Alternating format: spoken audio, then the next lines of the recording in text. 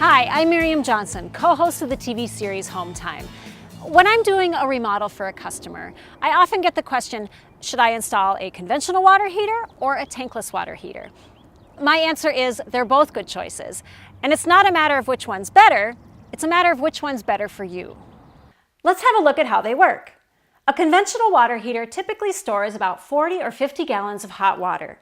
When you use hot water, the tank then fills back up with cold water, which gets heated up and is ready for the next time. A tankless water heater heats water on demand. When a hot water tap is turned on, cold water travels through a pipe into the unit where a burner element heats the water. As a result, tankless water heaters deliver a never-ending supply of hot water. A conventional water heater is a lot less expensive to purchase and to install than a tankless unit.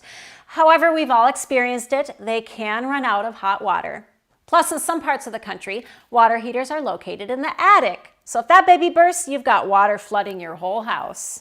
A tankless water heater takes up much less space. It can last twice as long as a conventional water heater. Plus, you never have to take a cold shower.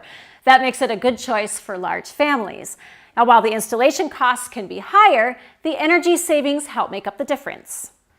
The bottom line, I recommend consulting with a professional to fully understand your options.